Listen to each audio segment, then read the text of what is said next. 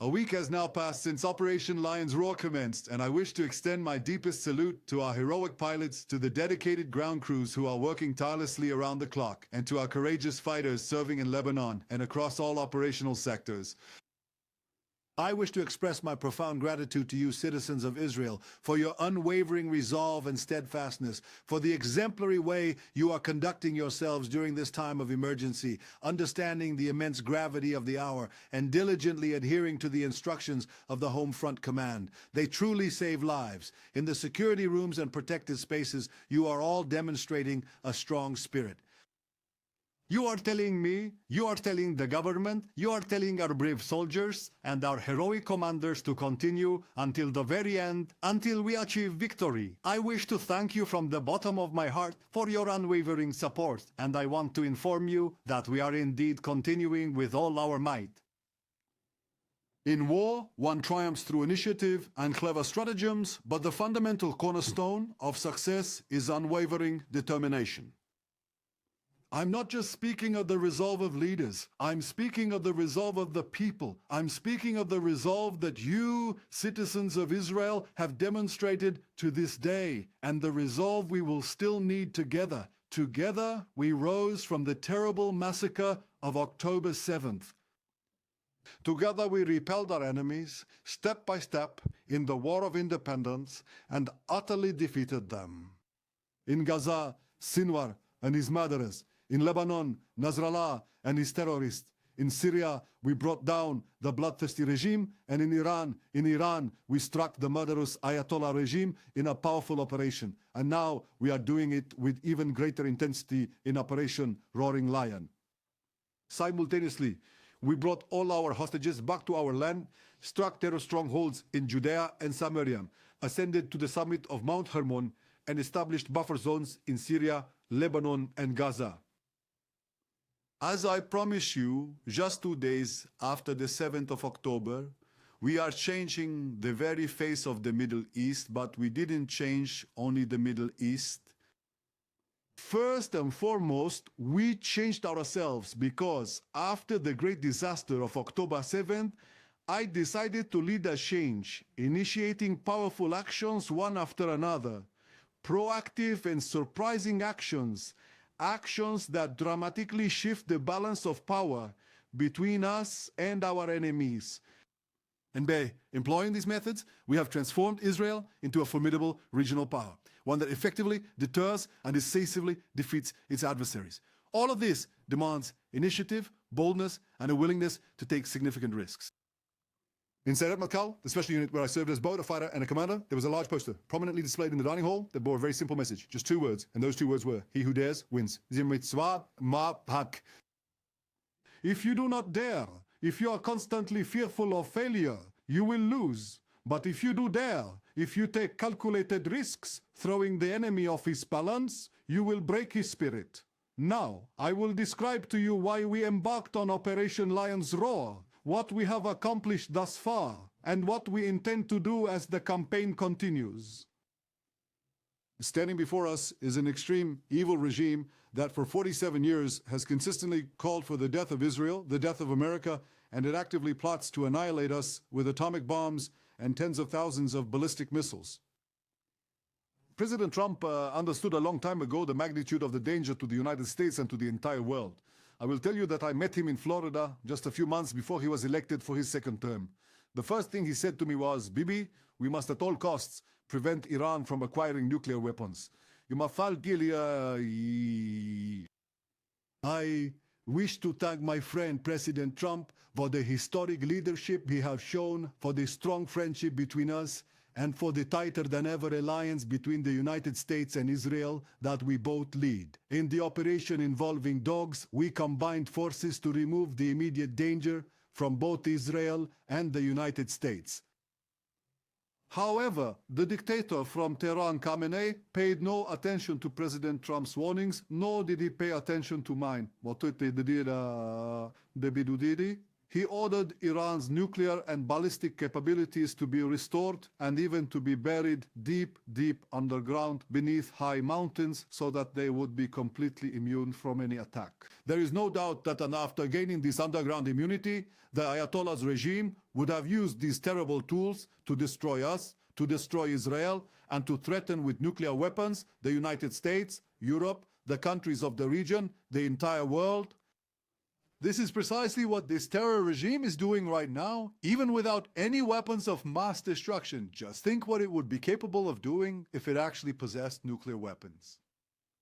And from this foresight, we, the United States and Israel, embarked together on an action that will thwart these terrible threats, an action that will create the conditions that will allow the Iranian people to take their destiny into their own hands.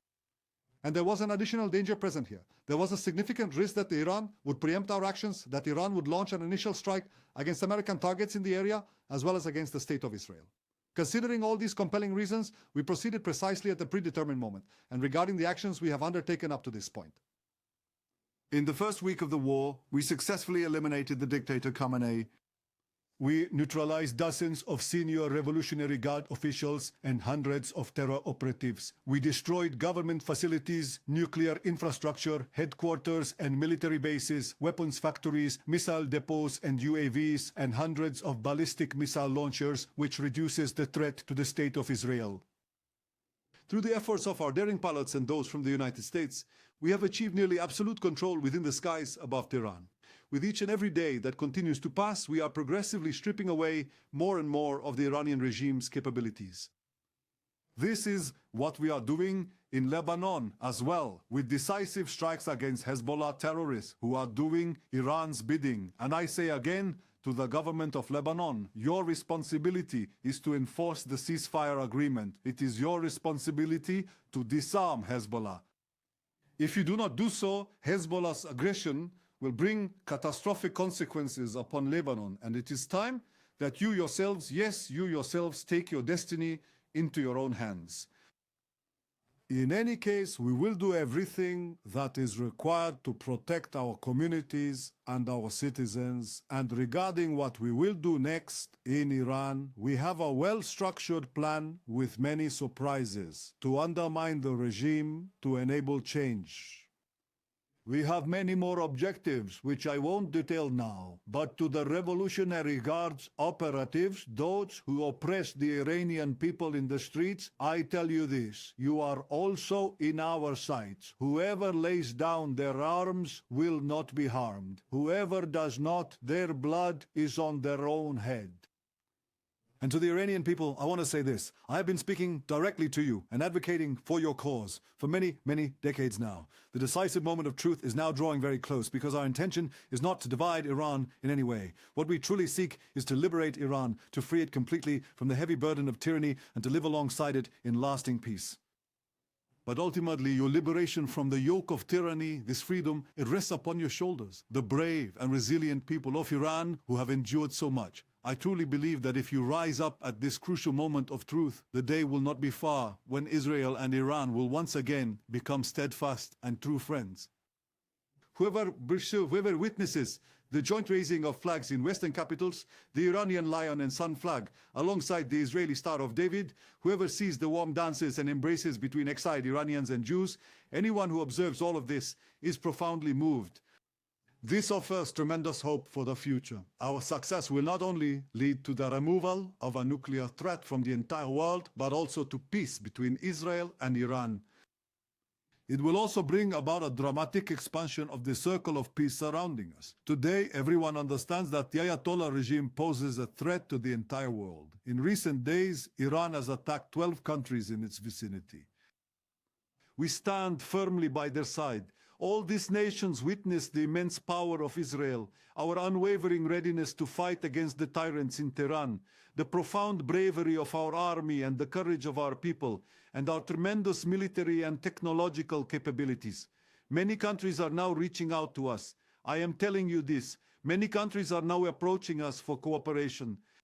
And why are they choosing to do this? Why are they reaching out to us, specifically now?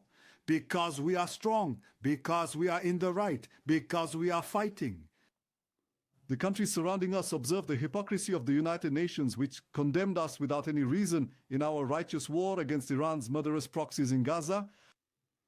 But that very same United Nations that did absolutely nothing in the face of the massacre of the masses in Iran, these nations that were attacked by Iran, now witness the weakness and spinelessness of Western leaders who have simply forsaken them. While Khamenei and his murderers massacred tens of thousands of Iranian citizens, where was the United Nations? Where were many countries in the West, and where was the international media constantly condemning us with fake news? They were nowhere, they simply disappeared. Many countries today are seeing exactly who they can truly trust. Israel serves as a beacon of strength and hope. Thanks to this strength, we will be able to expand the circle of security, peace, and prosperity further to unprecedented levels we have not known.